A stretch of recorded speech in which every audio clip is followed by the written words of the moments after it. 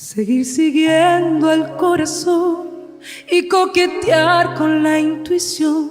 Seguir creciendo y esquivando las rutinas. Seguir soñando. Muy buenas noches. Gracias a todas las personas que me siguen y que me escriben. Bueno, voy a arrancar con dos análisis. El primero, que realmente me preocupa, y yo creo que a muchos de ustedes también les preocupará. ¿En qué sentido? De cómo se expresan ciertos medios de comunicación. ¿A qué me refiero? El presidente electo propone el cierre del Ministerio Anticorrupción. Personalmente, yo estoy de acuerdo. ¿Por qué estoy de acuerdo? Porque yo nunca vi ningún resultado. Y me voy a ir a las pruebas reales de estos 5 años que pasaron. Yo me pregunto si René Fernández, ¿a quién le investigó? Yo creo que este gobierno que se va es uno de los gobiernos más corruptos de la historia del Paraguay. Este personaje, que le tocó en suerte ser ministro anticorrupción, no hizo absolutamente nada. Y celebraría, porque también celebro, porque vamos a lograr el achicamiento del Estado. Y tenemos que achicar el Estado, señores. No se puede seguir gastando lo que se gasta por cuestiones políticas y porque no tenemos argumentos ni formas de solucionar las cosas dentro del país. Entonces se ingresan ciudadanos al gobierno. ¿A costa de quién? De nosotros, los que pagamos los impuestos. Y no queda nada para inversión, no queda nada. Yo celebro y aplaudo, independientemente que ciertos medios de comunicación no están de acuerdo y no tienen argumentos. Llevan el agua por otro lado, llevan hacia el lado de una persona que les produce urticaria. Y les produce urticaria porque no tienen forma de sacar líderes en el país. Ese es un tema y lo dejo picando. Vamos al segundo tema. El bendito tema de la hidrovía. Yo no puedo entender aún, en este siglo en que estamos, ¿cómo es posible que sigamos permitiendo que los países grandes nos sigan ahogando? Y no quiero ser grosero, porque hubiese dicho otra cosa. Resulta ser que tenemos la tercera flota más grande de transporte pluvial.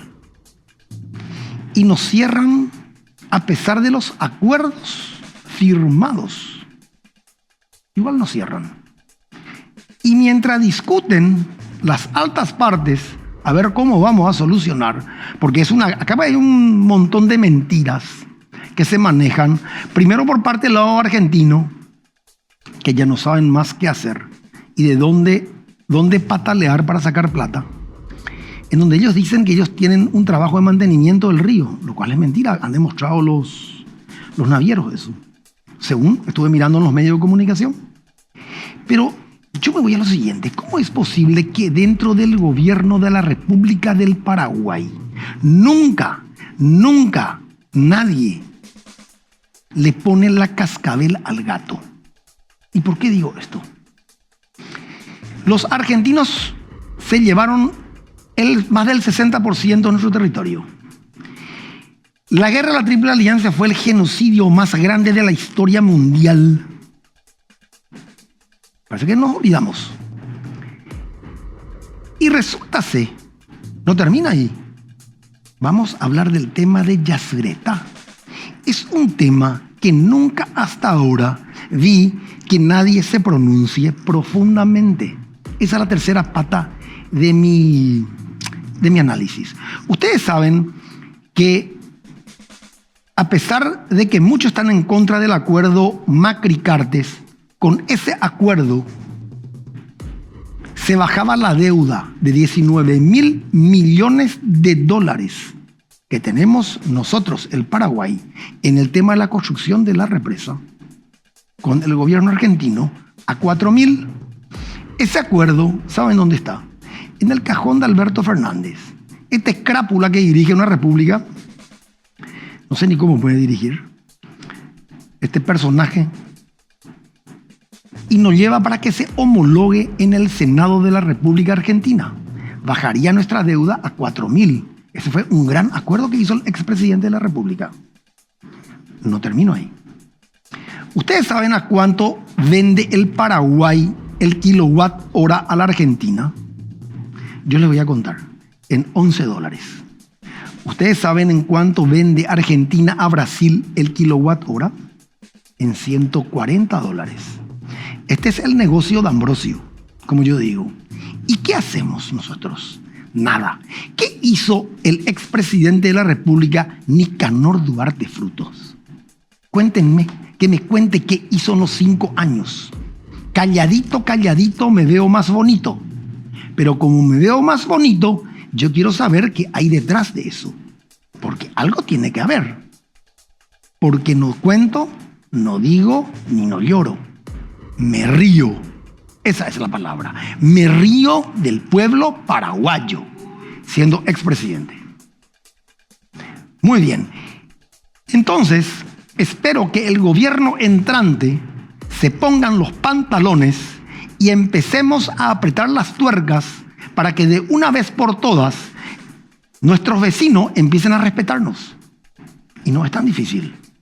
Yo puedo bajar la llave de Yacyretá, yo puedo cerrar la frontera, puedo sacar mi embajada, puedo hacer un montón de cosas. No se olviden que nos han sacado del Mercosur por pedido de una cretina como es Cristina de Kirchner. Y aún así sobrevivimos. Y aún así salimos adelante. Entonces, ¿de qué tenemos que tener miedo? Lo que debemos ser es más patriotas y defender más la causa nacional. Entonces espero que el próximo presidente de la República lleve con honor y con mucha fuerza la bandera paraguaya y les apriete a estos personajes que están al gobierno, porque el pueblo no tiene la culpa. El gobierno de esa republiqueta que nos empiece a respetar. Muy bien. No fue muy simpático mi análisis, pero tenía que decirlo. Hoy está conmigo una persona que realmente le vengo escuchando hace un tiempo y estaba esperando el momento para poder invitarlo al programa, que se llama Oscar Garicoche, economista. Hola, Oscar. Jorge. Hola. Jorge, perdón. Hola, Gustavo. ¿Cómo andamos?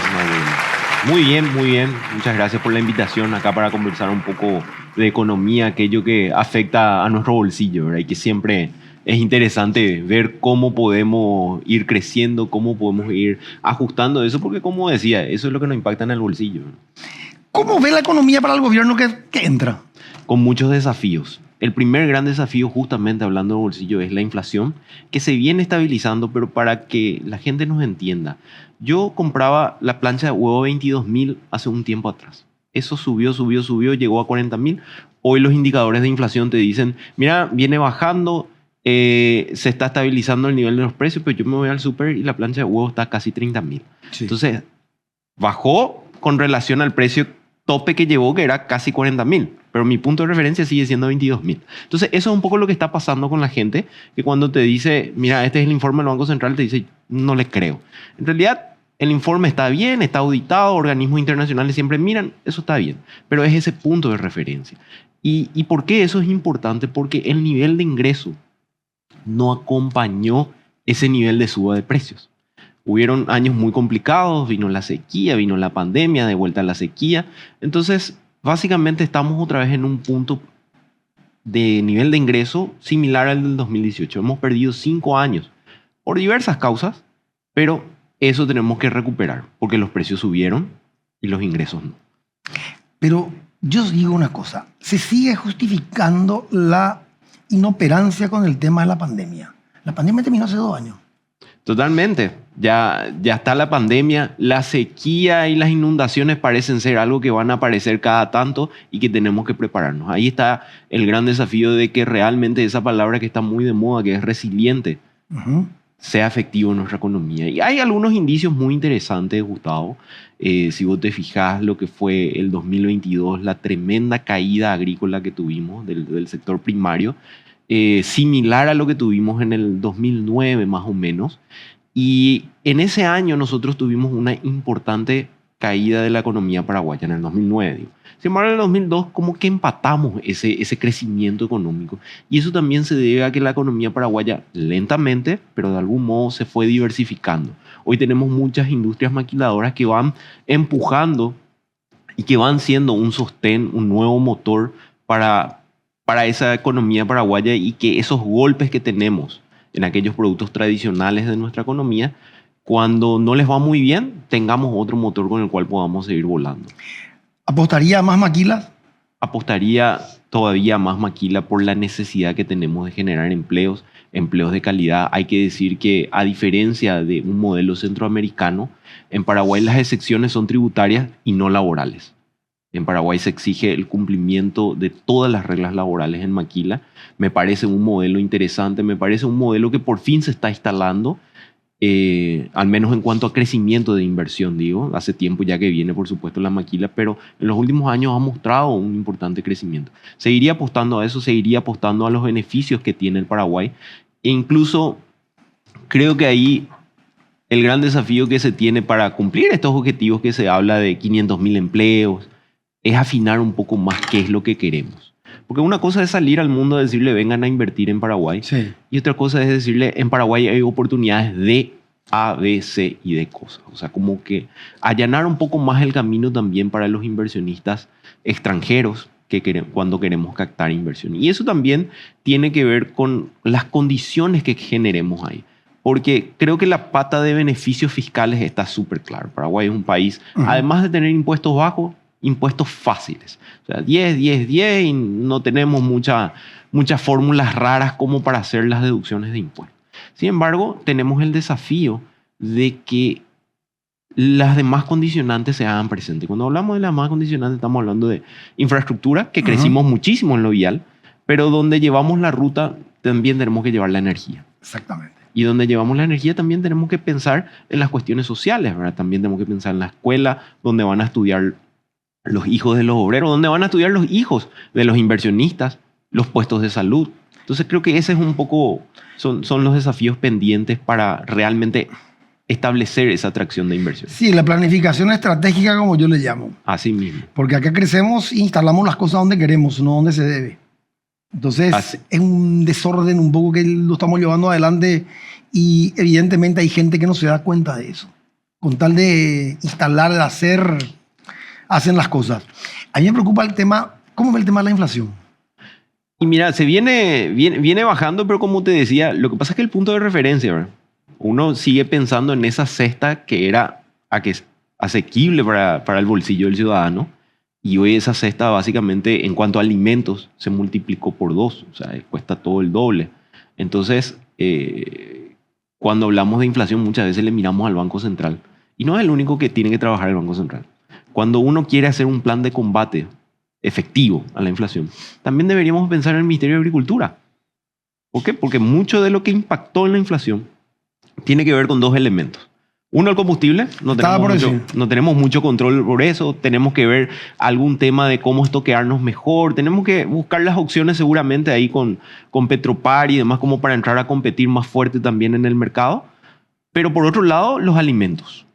Los alimentos tuvieron una fuerte incidencia en ese despunte de precios. Bueno, pero todo tiene que ver otra vez con el tema del combustible. Porque el tema es, ¿por qué sube todo? Por el transporte, por supuesto, de la mercadería. Y acá se ha formado un cartel en el Paraguay del tema de estos personajes que manejan el combustible. Eso, como yo siempre digo, esto es un cartel en el Paraguay impresionante que hasta hoy día no se soluciona. Porque ¿cómo me explicas de que a través, dentro de la propaganda, ¿por qué ciertos días de la semana el combustible baja 25%? O sea, ¿cuál es la explicación? ¿Y por qué el combustible no está 25% abajo? El marketing dirían ellos, ¿verdad? Pero sí, y por eso es importante el rol que vaya a jugar Petropar, un rol de mercado, claro. no un rol de leyes como quisieron darle el año pasado, el año antepasado, que sacaron una ley, para mi gusto, totalmente inconstitucional, donde decían que Petropar incluso podría vender por debajo de costos y demás. Cosa que me parece y celebro que la Agencia Nacional de Competencia salió a decir, señores, esto no puede ser así, ¿verdad? O sea, contra el propio Estado salió a decir, miren, esto no tiene pie ni cabeza. Pero sí puede tener un rol de competidor, puede tener un rol de manejar mejor los volúmenes de stock, incidir mejor en una competencia mucho más efectiva para que realmente los precios, bueno, se estabilicen un poco más. Y por el otro lado decía el tema de los alimentos, ¿verdad? Estuvimos fuertemente afectados por los temas climáticos y demás que redujeron la oferta especialmente de frutas y hortícolas, y eso hizo que se disparen enormemente los precios. Bueno, tenemos que trabajar mucho más en cómo afrontar eso y tenemos que también trabajar mucho más en cómo ampliar esa oferta y que esa oferta se conecte al mercado. Porque una cosa es decir, le estamos ayudando a muchos productores y le estamos poniendo un montón de ferias para que conecten al mercado. Pero esa feria sucede una vez al mes, una vez a la semana. Nosotros lo que necesitamos es que los pequeños productores, con su mandioca, con su frutilla o con lo que están haciendo, lleguen a los grandes centros de abastecimiento del consumo paraguayo. Y la sostenibilidad de las ferias. ¿Las ferias vos crees que son sostenibles? Y rápidamente te diría que no, ¿verdad? ¿Por qué? Porque sucede cada tanto. Y el productor necesita vender todo el día, todos los días. Entonces, te pregunto. El consumidor necesita comer todos los días. Y esa conexión creo que es algo que hay que trabajar. Las ferias de repente funcionan para dar a conocer de que hay gente que está trabajando y que está trabajando bien. Es un modelo interesante, pero la conexión tiene que ser mucho más profunda. Y para ser mucho más profunda, ahí necesitamos trabajar en una cuestión integral. Me parece muy interesante algunos apoyos que se han dado en los últimos tiempos. Especialmente pongo ejemplo a los frutilleros de la zona de Aregua, donde una agencia internacional vino a trabajar con ellos y les dijo, miren señores, ustedes tienen una producción estacional. Esto hay que llevarlo a todo el año, hay que aprender a hacer dulces, a hacer salsa, a congelar, y para que realmente nos conectemos al mercado. Esto tiene que tener marca, esto tiene que estar registrado en la INAN, esto tiene que cumplir con ciertas normas sanitarias, y ahí vamos a salir a buscar mucho más espacio y algo que nos dé sostenibilidad en el ingreso de esos productores, porque el ingreso puede ser muy interesante durante ese momento estacional, pero ¿y el resto del año? Por eso digo, o sea, ¿y dónde aparece ahí la figura del Banco de Fomento, donde tiene que estar fomentando, dando crédito para que realmente, así como está diciendo, sea una industria el tema de la frutilla? Así mismo. Lo mismo tema del mango. Llega el verano y vos encontrás mango tirado por todas las calles de Asunción y a lo largo del Paraguay, ¿eh? Así es. ¿Quién le saca provecho a eso? Y tenemos ese desafío de empezar a explotar más aquello que está ahí. Yo te pongo otro rubro que hace poco visité una fábrica y me pareció fantástico todo lo que están revolucionando. Muchas veces cuando hablamos del sector primario nos concentramos mucho en la soja, en la carne. Sí. Hay otros productos emergentes en el Paraguay. El maní, una fábrica espectacular. Y me decía el inversionista que ellos tienen la idea no solamente de vender el maní, sino vender la pasta del maní a empresas norteamericanas. Para el americano es sumamente importante la pasta de maní, hacen mantequilla. Pero le han de poner una serie de condiciones. Por supuesto, por supuesto, por supuesto. O sea, lo que falta es industrializar. Así es, así es. Y eso te da mayor valor agregado, eso te da mayor... ¿Y cuánto les cuesta llegar a la industrialización? Y mira, ahí seguramente los grandes desafíos que siempre salta es el tema que vos mencionabas. Necesito crédito, necesito apoyo para esas certificaciones que mencionaba. Y necesito una cancillería activa abriendo mercados en países extranjeros. Porque están un montón de requisitos para entrar a esos países y muchas veces esos requisitos son ajustables. Ajustables, digo, en términos de negociación, cuando uno le dice, mira, hagamos gradualmente, no me pidas toda esta lista, yo quiero entrar a tu mercado y vos necesitas este producto. Entonces, hagamos un paso que de acá a los 5 años vamos a cumplir el 100% de los requisitos, pero yo entro con esto, cumplo lo primordial y ya estoy accediendo al mercado. Así que tenemos un gran desafío ahí de penetrar al mundo con más rubros y con más destinos también. Hoy tenemos muy concentrado la oferta exportadora de Paraguay en pocos países y en pocos rubros. Y bueno, eso es lo que yo digo. O sea, falta mayor involucramiento del sector privado para apostar por lo que tenemos y abrir nuevos mercados. Así es. Así mismo. Porque si no, siempre estamos dependiendo de nuestros vecinos, que llevan en bruto nuestra materia prima, ellos la industrializan y ellos son los que venden. Así Y mismo. nosotros nos quedamos con un pedacito de la torta. Así mismo. Así que en ese desafío, hablábamos de la inflación como un primer desafío, yo pondría otro desafío sumamente interesante, que tenemos que tener una obsesión por el crecimiento económico. ¿Por qué tenemos que tener una obsesión por el crecimiento? Te voy a parar ahí. Vamos a irnos a un corte y arrancamos con eso. Dale. Seguir siguiendo el corazón y coquetear con la intuición. Seguir creciendo y esquivando las rutinas. Seguir siguiendo el corazón y coquetear con la intuición. Seguir creciendo y esquivando. Bueno, continuamos, Jorge. Crecimiento económico nos quedamos. Así. La obsesión del crecimiento económico. Así. ¿Por qué tenemos que apuntar al crecimiento económico? Varias cuestiones. Uno, este gobierno, el gobierno entrante se plantea la idea de generar 500.000 puestos de trabajo. ¿Vos crees que se va a dar? ¿Es factible? Sí es factible, pero para eso necesitas crecer. Para eso necesitas crecer a un ritmo mucho más rápido de lo que veníamos creciendo. ¿Con qué fórmula? Necesitamos un montón de nuevas industrias, necesitamos un montón de nuevas empresas, no solo emprendimientos, empresas. Porque ese es otro inconveniente. En Paraguay hay un montón de emprendedores, pero lastimosamente no todos están teniendo todas esas habilidades para instalarse en el mercado, para quedar en el mercado, para permanecer y para crecer. Entonces ahí tenemos que buscar las fórmulas de ayuda no solo a las MIPYMES. En Paraguay todavía necesitamos ayudar a las medianas y a las grandes empresas, porque las grandes han aprendido algo. Han aprendido cómo producir, han aprendido cómo acceder a mercados y hoy emplean 50, 60 personas en promedio. Yo quiero que esas grandes empresas no tengan 60 empleados, yo quiero que tengan 200, yo quiero que tengan 300. Entonces me sentaría con ellos y les diría, ¿qué necesitas para penetrar aún más a los mercados donde ya estás exportando? Créditos blandos, bueno, busquemos alguna fórmula en donde yo te dé, por cada tantos empleos que me generas, te bajo tanto por ciento de la tasa de un banco estatal, del Banco Nacional de Fomento. Esas son algún tipo de políticas que deberíamos buscar para generar ese objetivo que tiene el gobierno y para seguir incrementando nuestra economía. ¿Por qué es sumamente importante también esto? Porque por otro lado, tenemos un déficit de las finanzas públicas muy importante, de los más profundos que tenemos en los últimos años, y eso sencillamente hay que pagar. Nos guste, no nos guste, hay que pagar. Y ya se habló, ya el equipo económico que rodea al presidente electo Santiago Peña fue muy claro, no van a subir los impuestos, no se va a tocar, no se va a discutir durante los siguientes 5 años.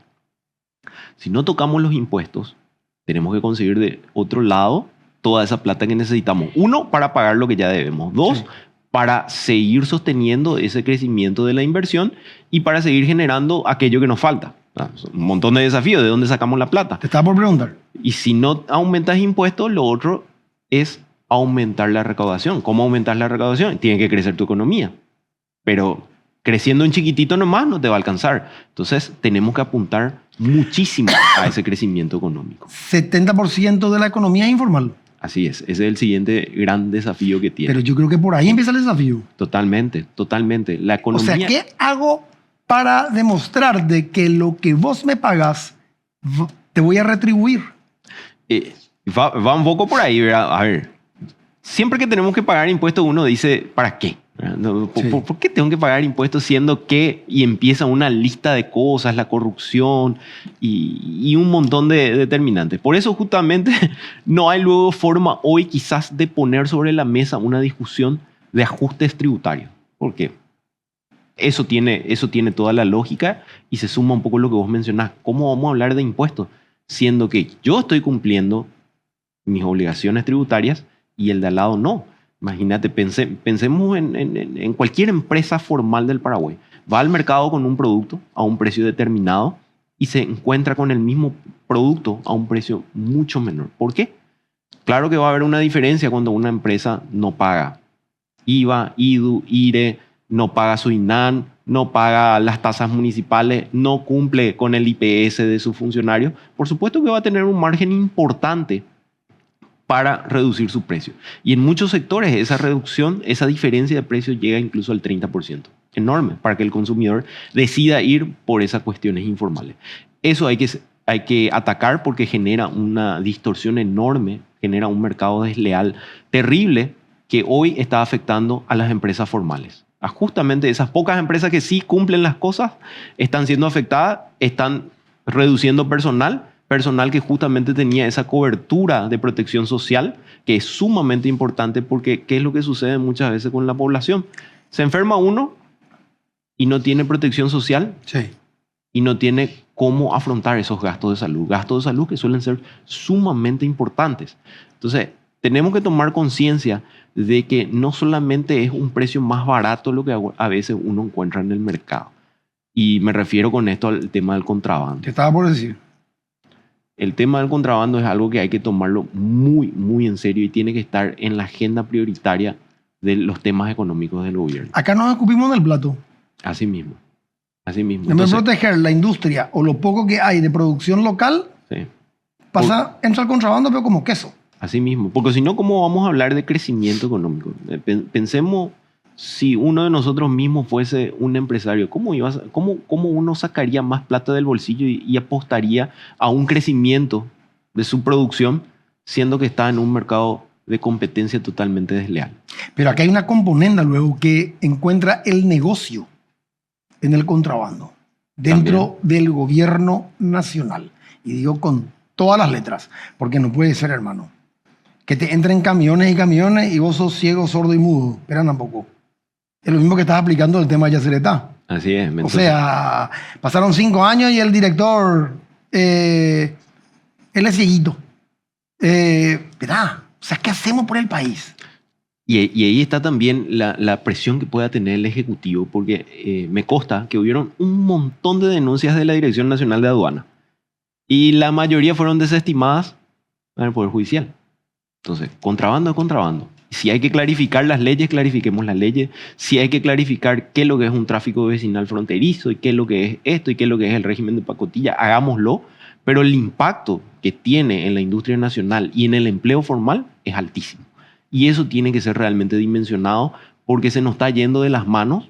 Comenzó con algo que sencillamente era una cuestión donde parecía ser un aliciente al bolsillo del consumidor paraguayo, pero en realidad nos estamos escupiendo y nos estamos pateando contra nuestra propia ella, como vos bien decías. Pero yo digo, tanto crece el Estado en funcionarios que no tienen capacidad de control. O sea, ¿qué hacen tantos funcionarios?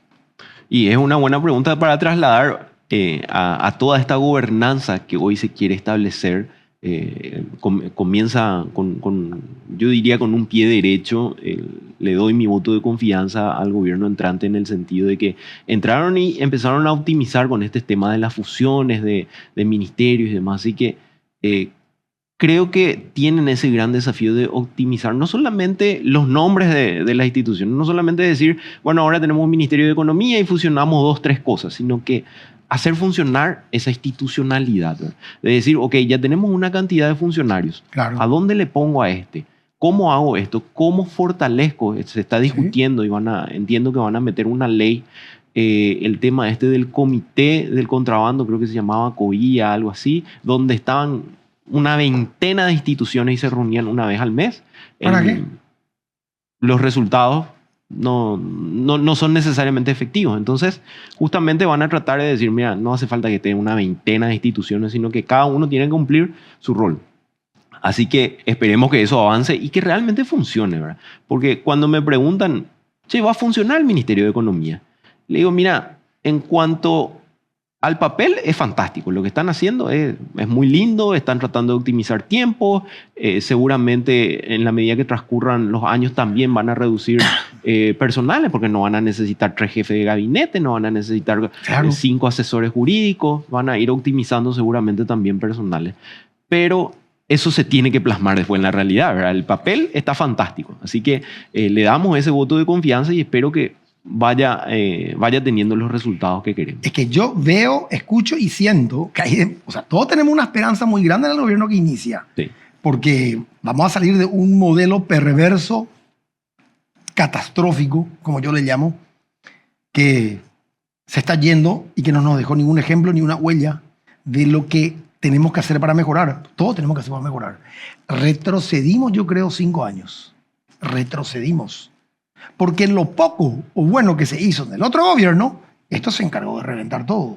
Imagínate, Gustavo, que tenemos que aprovechar nosotros algunas de las cuestiones que tenemos, ¿verdad? La vecindad se descompuso bastante. En términos políticos, ideológicos, podemos discutir horas sobre eso. Pero el clima de negocio, ese indicador que siempre mide la Fundación Getúlio Vargas y que siempre vemos a Paraguay ahí ocupando los primeros lugares, y desde hace 3 mediciones más o menos estamos ahí en la punta. Macroeconomía. Macroeconomía. ¿Y la micro? Ese es mi siguiente punto, ¿verdad? La pregunta es, y que siempre que nos reunimos con varios colegas, uno dice, che, pero ¿funciona eso? Y vos sabés que yo te diría, creo que comienza a funcionar. ¿Por qué? Si vos mirás el régimen de la ley 6090, las inversiones que se daban en Paraguay por año, 200 millones de dólares, más o menos. A partir del 2021, 2.800 millones de dólares. 2022, 2.600 millones más o menos. 2023 hasta julio, 1.300 millones de dólares. O sea, todavía sigue siendo poco esos números. Deberíamos quintuplicar esos números.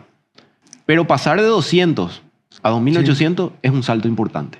Entonces, ese clima de negocio se está comenzando a sentir, se está comenzando a aprovechar. Hoy hay muchos extranjeros que no solamente vienen a comprar departamentos, sino que ya vienen a instalarse y ya están buscando cómo hacer crecer esos emprendimientos. Entonces, ahí es donde tenemos que buscar consolidar esa atracción de inversiones, generar realmente todo lo que necesitamos, lo que decíamos hace rato, donde llevamos la ruta, que es algo fundamental para que se pueda mover la mercadería, la producción, lleguen los insumos, pero si justo en esa zona donde llevamos la ruta no llega la energía, sí, estamos muertos. No se instala la industria, ¿verdad? La infraestructura tiene que acompañar. Y eso pasa un poco en el Chaco. Eso pasa hoy en el Chaco, donde hubo una inversión sumamente importante en temas viales que va a ayudar seguramente mucho a las industrias que ya están instaladas, pero particularmente a mí me llegan muchos pedidos de inversionistas que hablan conmigo y me dicen, yo me quiero instalar en esa zona y quiero hacer esto y quiero hacer lo otro. Y vale el precio. Así mismo. Y después lo primero que te dicen es, che, pero la potencia de energía no me da. Por eso celebro también de que se están hablando de energías alternativas, de la energía solar, y que la ANDE ya ajustó también su normativa. Entonces, encaminemos mucho más rápido eso, porque gente que está mirando con mucho ojo esa zona, hay. Y tenemos que acompañarle con esos ajustes de leyes, de inversiones, para que realmente cada dólar invertido, de lo que hablábamos hace rato, de eso que sale del dinero del contribuyente, realmente tenga un efecto multiplicador mucho más de lo que ya venía teniendo. Y un tema que le hace correr a la gente es la seguridad jurídica. Por supuesto. Estamos flacos. Así mismo. Y cuando hablamos de seguridad jurídica, muchas veces nos preguntamos qué es lo que es eso, ¿verdad? O sea, siempre hablan los economistas, siempre hablan los presentadores de televisión, pero ¿qué es lo que es eso? La seguridad jurídica es cumplir efectivamente lo que dice la normativa sin agregarle nada. ¿A qué me refiero con eso? Cuando uno viene y pide algún tipo de documentación pública, a veces te piden un aporte que no está en ningún lado. Así mismo. Eso es la inseguridad jurídica. Y eso es lo que le hace correr a la gente. Así es. Lastimosamente es así. ¿Cómo ves el Ministerio de Industria y Comercio? Con muchísimos desafíos. Tiene el desafío de impulsar realmente el crecimiento del país. Yo creo que Paraguay es un país que en estos 200 años ha mostrado que es muy bueno en el sector primario. Desde nuestra fundación hemos dado dotes de cualidad de que sabemos hacer eso, pero ahora tenemos que dar el siguiente paso a darle valor agregado a lo que ya producimos acá y también a diversificarnos con otros sectores. La maquila ha sido muy interesante para empezar a darnos algunas ideas por dónde tenemos que ir. Que lo que más llevan adelante es la maquila. Así mismo. Pero que tenemos que seguir potenciando. Hay muchos industriales paraguayos que hoy están creciendo, pero que también necesitan de apoyo. Lo que decía antes, muchas veces muchos programas están muy enfocados a las MIPYMES y nos olvidamos un poco y decimos, no, lo que pasa es que esa ya es una gran empresa en Paraguay o eso pertenece al grupo tal y ellos luego tienen mucha plata. Pero realmente una industria grande en Paraguay no le llega ni a los talones a una industria argentina o brasilera y necesita todavía mucho crecimiento, mucho apoyo. Y ahí creo que el Ministerio de Industria y Comercio tiene que potenciar muchas de las cuestiones que vienen siendo reclamadas por esos empresarios. Dialogar con la Agencia Financiera de Desarrollo para diseñar algún tipo de mecanismo acorde a las necesidades industriales. ¿Qué pasa con los industriales? El industrial te trae, antes de producir, te trae una máquina y esa máquina te dice, el que fabrica allá del otro lado del mundo, te dice, dale, en 6 meses te termino y te envío. Pasaron 6 meses. Llega y te dice, mira, tengo un técnico especialista que te tiene que ayudar a instalar. Pasaron otros 6 meses. Entonces, y después está la prueba de puesta en marcha, más o menos. Pasa 1 año y medio desde que él solicitó un crédito para hacer la compra de su maquinaria. Todavía no produjo nada, pero los bancos le piden al siguiente mes hacer el pago. Sí. Y ahí es importante ese apoyo estatal en el dibujo de ese sistema de financiamiento, ¿verdad? Hemos logrado con el sector ganadero. El sector ganadero hoy tiene condiciones especiales cuando se trata de inversiones en desmamante, cuando se trata en engorde, tiene ya condiciones especiales. Y también el sector forestal, que es un sector muy, muy particular porque uno siembra y cosecha recién 5, 7, 10 años después. Entonces, si hay condiciones especiales para eso, yo creo que también es cuestión de que un ministerio como el Ministerio de Industria visibilice eso y tenga el apoyo de la Agencia Financiera de Desarrollo, tenga el apoyo del Banco Nacional de Fomento y una vez que se instale eso, al instante los bancos privados también van a decir, yo también quiero estar en el negocio. Pero no hay que mirarle al sector industrial como un sector comercial, porque las inversiones que realizan no es que al mes siguiente ya empieza a moverse la rueda. Entonces, ese es un gran inhibidor de crecimiento industrial en Paraguay. ¿Cómo ves el déficit público? Preocupante. Creo que hay que... Lo primero es poner las cuentas claras, o sea, cuánto realmente le debemos a las constructoras, cuánto realmente le debemos a las farmacéuticas y en cuánto tiempo les vamos a pagar. Porque la deuda está, el compromiso está, tenemos que cumplir eso. Pero ahí pasa por una cuestión, como yo siempre digo, estratégica y de planificación. Porque la responsabilidad de este gobierno que se va, y no es por decir un disparate, sino al contrario, con hecho te voy a contar. ¿Cómo es posible que vos llegaste a una cuenta hoy de más de 500 millones de dólares con las constructoras porque fuiste un irresponsable y llevaste adelante modelos de licitación torcidos, por supuesto? Además está decir, porque el 99% de los procesos licitatorios del Ministerio de Obras Públicas tuvieron protesta. La gente de contrataciones públicas son toditos de la Escuela Santa Lucía. No tengo nada contra la Escuela Santa Lucía, son todos ciegos. O sea, no ven nada ellos. ¿Y quién tiene que pagar hoy? Nosotros. Así es. Lo mismo con el tema de las farmacéuticas. O sea, ¿cómo cuesta? O sea, eso yo digo, o sea, ¿quién va a ser el padre de la criatura en el ordenamiento de este esquema en donde se tiene que empezar, me voy a ir al tema de los laboratorios, a controlar la trazabilidad? Yo estuve en IPS. Ese es un sálvese quien pueda, hermano. Vos no sabés si se entregan los medicamentos y si se entregan, qué cantidad se entrega, qué sale, ni cómo sale. Entonces vos estás viendo permanentemente procesos de licitación que está haciendo la institución de contratos supermillonarios sin saber dónde fue a parar esa cantidad de medicamentos. A eso voy. O sea, la planificación estratégica país. Y hacer efectivo aquello que hace tiempo venimos publicitando. Por ejemplo, el presupuesto por resultado. Yo te voy a dar plata si vos cumpliste con tus objetivos. Sí. Bueno, eso tiene que ser mucho más efectivo ahora, ¿verdad? Hace tiempo que se viene intentando darle fuerza a ese sistema de planificación y ejecución, ¿verdad? Porque muchas veces miramos y decimos, qué excelente tal ministerio ejecutó todo lo que tenía. Bueno, pues eso es fácil. Ni al 40% no llegan. Bueno, pero muchas veces te llegan a un indicador un poco más, ¿verdad? 75, 80%, y uno dice, wow, hizo lo que tenía que hacer, y no necesariamente. Quiero ver. Porque la ejecución Es gastar nomás. Sí. Ahora, ¿qué nivel de impacto tuvo? Exacto. Eso es lo que tenemos que medir. Lo que vos decís, ¿verdad? O sea, una cosa es decir, mira, toma la plata, llegó, no llegó, llegó a la mitad, no tenemos el resultado que queríamos. Entonces, ahí hay que insistir mucho, hay que insistir en una buena planificación. Mucha gente quizás olvida de que hubo una pelea histórica que sucedió en estos últimos años. Que un ministro de Hacienda se inmiscuya en temas de licitaciones de obras.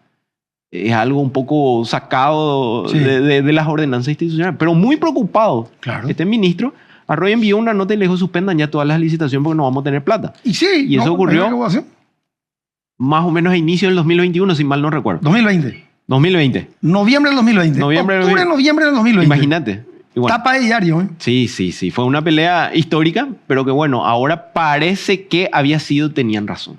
Entonces, esas son las cosas que tenemos que hacer funcionar realmente eso que denominamos equipo económico nacional y que se reúnen todos los lunes, todos los martes a planificar cómo van a hacer funcionar el esquema económico. Y ahí tiene que estar este diálogo de decir, mira, yo quiero encarar estas cosas. Pero hay veces que hay que ajustarse los cinturones y ahí tenemos que tomar esa decisión, como bien vos decías hace rato. Tenemos que escoger puntos estratégicos donde digamos, mira, vamos a invertir en, por ejemplo, y no digo que tenga que ser el único, Concepción. Concepción está teniendo un crecimiento industrial como el que hablábamos. Sí mismo. Bueno, y dotémosle de más cosas. ¿Qué más necesitan? Necesitan más ruta. ¿Cómo van a llegar a los puertos de Concepción si no hay luego acceso? Entonces, démosle eso. ¿Van a necesitar más energía? Bueno, ande, apuntada ahí, vamos ahí. Pero hagamos una planificación estratégica. Por eso. Porque acá pues, todo el mundo quiere, como yo siempre digo, su palacio. Voy a hablar con un gobernador, él quiere su palacio. Gobernador de esto, gobernador de aquello. No, esperen un ratito, vamos a planificar. La planificación país es demasiado importante. No es que tenemos que esperar, no. Hagamos las cosas, pero vayamos en forma ordenada, porque no hay plata para todos. Y ahí Sí. yo creo que entra a jugar un papel fundamental el sector privado. Por supuesto. En donde acá tenemos que aprender de una vez por todas que tenemos que empezar a tercerizar las cosas. Pero una tercerización ordenada y como tiene que ser, y bien controlada. La APP. Ese es otro modelo que no se lleva adelante porque nuestra ley es lo más burocrática que existe en la tierra. ¿Verdad? En un seminario se lo dije al director de Hacienda. Tenés que modificar tu ley, hermano, porque si no, no va. Una sola APP se sacó en Paraguay. Sí. Una Ahora- sola. Ahora está en camino la segunda. Sí, Sí. que estoy en contra. ¿Eh? Ese es un tema que quería abordar en un programa. El tema, porque, ¿qué pasa con las APP acá en Paraguay? Ya parece que llevan con nombre y apellido. Ahí está el error. No buscan la igualdad de oportunidades para todos. Y vos tenés que jugar con el mejor, no con él, no con tu amigo, Por ni con el supuesto. que vos querés. Por supuesto. Vos tenés que jugar con el mejor. Vamos a un corte. Seguir siguiendo el corazón y coquetear con la intuición. Seguir creciendo y esquivando las rutinas. Seguir siguiendo el corazón y coquetear con la intuición. Bueno, y como te estaba diciendo, a mí, por ejemplo, a mí me preocupa. Yo creo que el gobierno que entra tiene que apostar más a la tercerización al sector privado. Si no, ¿de dónde va a sacar fondos? Así mismo, estábamos hablando de los pocos recursos que tenemos y la necesidad de hacer efectivo cada inversión que realizamos. Entonces, nosotros tenemos, por más de que vos bien mencionabas de que hay ajustes normativos que tenemos que hacer, las leyes ya las tenemos. Tenemos la ley de APP, tenemos la ley Sí. de concesiones, tenemos un montón de normativas que permiten esa interacción con el sector privado. Y creo que ahí tenemos que potenciar aquello en donde el sector privado a nivel global ha mostrado que realmente sabe hacer, lo rentabiliza y funciona sin lugar a duda. Aeropuerto. Ese es un tema, por ejemplo. Me tocó en suerte entrevistarlo a Nelson, que es mi amigo, ¿verdad? Porque nos conocemos de la infancia. Pero yo le estaba diciendo, eso hay que tercerizar. ¿Por qué tiene que hacer el Estado que no tiene plata? No, que nosotros tenemos. No tiene nada. O sea, aparte, es tan deficitario el Estado que ni un proyecto en forma te puede hacer. Yo te cuento porque he pasado por el Estado y conozco de memoria. Aparte, conozco casi todos los ministerios. Y la falta de recursos humanos es terrible. Y en capacitación ni te cuento. Y como yo digo, copia el modelo exitoso. Por supuesto, por supuesto. Hay, los países de la región nomás luego ya nos han demostrado cómo funciona esto. Además, hay una condicionante que no solamente es una cuestión edilicia, no solamente una cuestión de infraestructura cuando hablamos de un aeropuerto, hablamos de la operación y de todo lo que refiere a la comercialización. Cuando un grupo importante viene y opera un aeropuerto, por lo general no viene solo, viene con una o dos aerolíneas porque forma parte de su grupo comercial. Sí. Entonces, creo que tenemos que ser un poco más astutos en eso y en lugar de sacar algún recurso del bolsillo del contribuyente para construir un aeropuerto, cuando el privado fácilmente lo puede hacer y le es rentable para el privado, destinemos esos recursos a otra cosa, a la escuela, a la salud, que muchas veces no le es rentable al sector privado. El sector privado de por sí solo no te va a poner plata en escuela pública, ¿verdad? Porque te va a decir, ¿de dónde voy a tener la renta? Pero sí en un aeropuerto. Claro. Entonces, creo que tenemos que ser un poco más inteligentes en esas cuestiones de aprovechar puntos que puedan ser rentables. Me pregunto si la ruta 1 y la ruta 2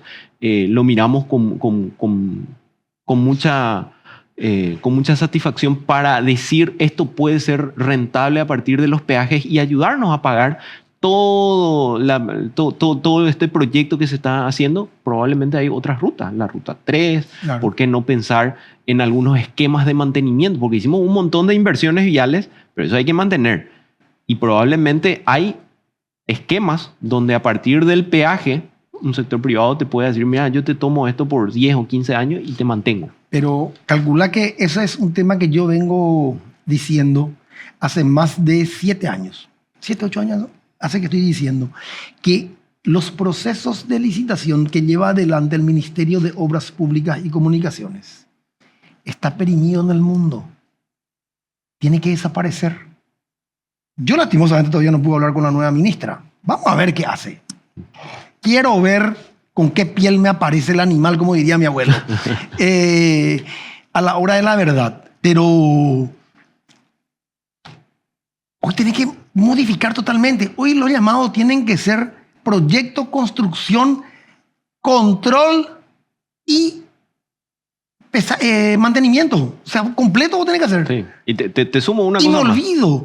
Yo no tengo que enviarte un personal a mirar cómo me estás haciendo, porque es tu problemas por 10 años que me tenés que mantener. Totalmente. Te sumo una cuestión más a todo lo que mencionaste. Evaluación.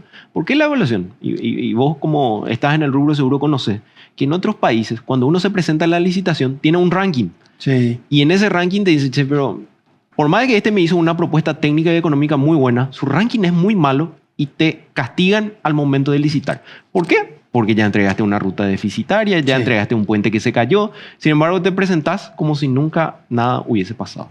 Creo que esas cuestiones son las que tenemos que ir mejorando, ¿verdad? Porque siempre hablamos, leemos ahí en los medios, aparece empresa tal y vemos todo el antecedente de esa empresa. Sin embargo, a tambor batiente vuelve a participar y en algunos casos a ganar de algunos procesos licitatorios. Y hay que olvidarse acá en el Paraguay que solamente existen 8 empresas.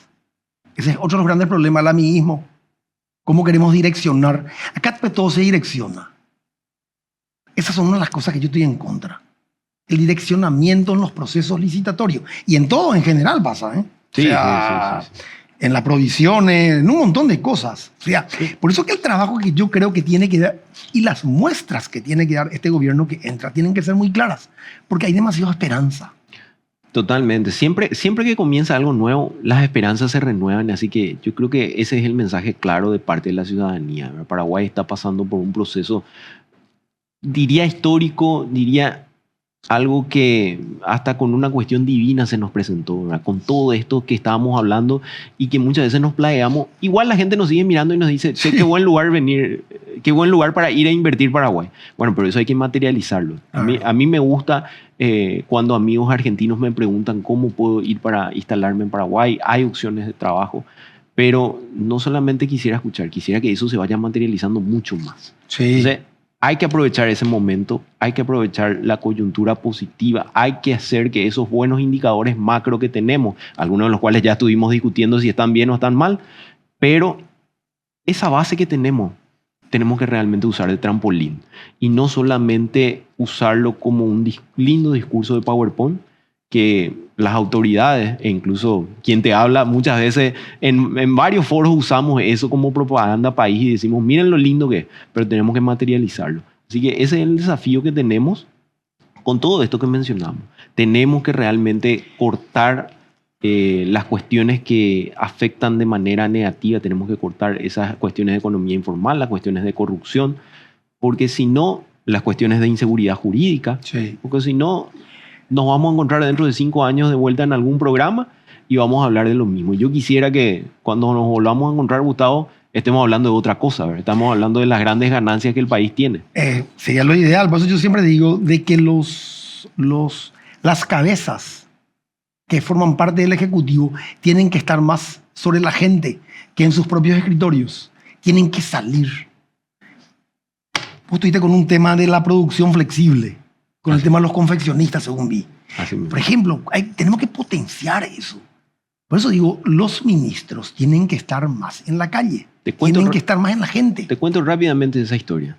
En Yaguarón anteriormente existía una industria de textiles. Entonces la población quedó con un talento tremendo para las confecciones. La industria se fue y cada uno intenta sobrevivir como puede. Tienen una que otra maquinita ahí de coser.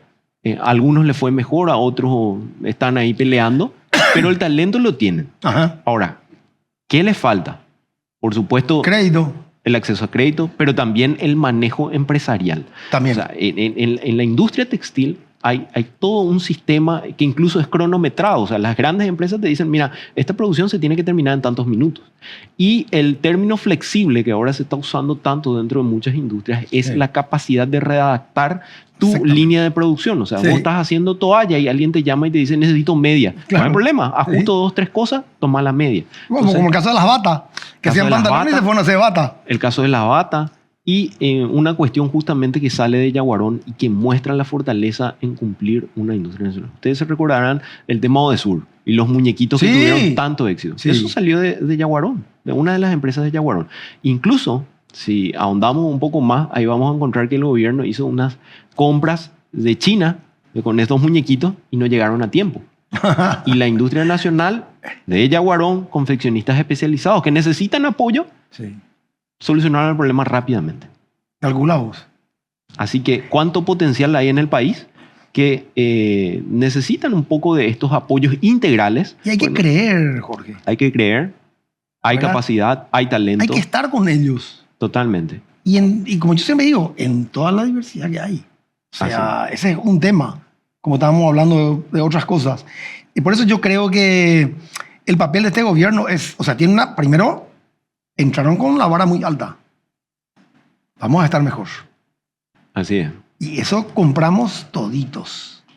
Bueno, a partir del miércoles van a tener que empezar a ponerse los pantalones o el mameluco, como yo digo, porque todos estamos esperanzados en eso. Por supuesto. Es cierto, como siempre digo, o sea, nadie le puede pedir que en 24 horas, que en 3 meses ni en 6 meses no solucionen el problema, pero tenemos que empezar a ver los indicios y ciertas muestras de cambio que van a haber.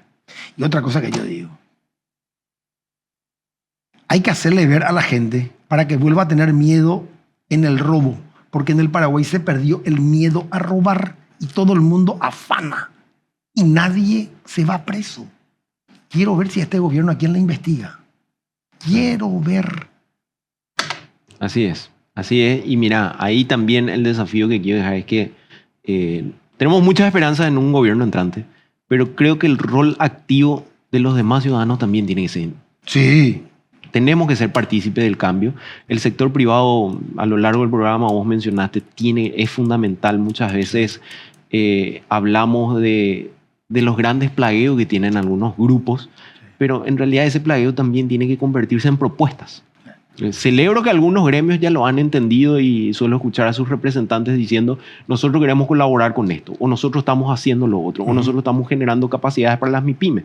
Creo que ese es un poco el modelo. Ajá. Y ahí también involucrar mucho más a la academia. Hay mucho talento en Sí. nuestras universidades. Yo creo que Aunque sí. uno no lo crea, Sí, no, yo hay coincido contigo. una cantidad de personas muy talentosas y tenemos que buscar ahí. Tenemos que ver cómo, por decir, Tenemos que hacerlo bajar a tierra por supuesto, y a partir de ahí empezar a construir. así es. Así No hay mismo. otra forma. Buscar la forma de conectar los fondos de CONACYT con soluciones empresariales. Sí. Eso nos va a ir empujando a un crecimiento, pero esa participación activa, ¿verdad? El rol que puedan jugar las organizaciones de la sociedad civil, ¿verdad? No solamente, como decía, en el plagio, sino en esa fiscalización activa. Para eso hay un montón de organizaciones no gubernamentales que tienen que estar encima de esos datos públicos, y cuando no hay el dato público, llamar la atención y decir, yo quiero ver este proceso. Yo quiero entender de el paso A al paso Z cómo se dieron las cosas. Bueno, Jorgito, creo que tocamos gran cantidad de temas. Espero dentro de un tiempo llamarte de vuelta para poder hacer un análisis de cómo va caminando el gobierno. Y espero que cuando nos sentemos estemos hablando de cosas positivas. Pero yo te juro, voy a rezar, Así honestamente. Bueno, señores, espero les haya gustado el programa. Nos vemos el próximo miércoles. Seguir siguiendo el corazón y coquetear con la intuición. Seguir creciendo y esquivando las rutinas.